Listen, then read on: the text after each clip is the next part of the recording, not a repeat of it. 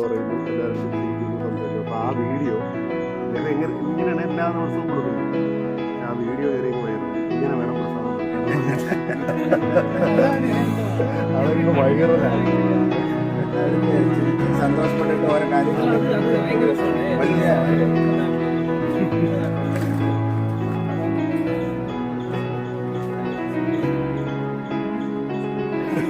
പക്ഷെ എന്തല്ല എല്ലാ കാര്യത്തും നിൽക്കാൻ സമയമില്ല.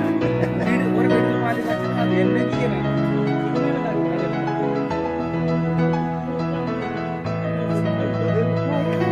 അല്ല അതല്ലേ വേണ്ടത്, ശരിയല്ല.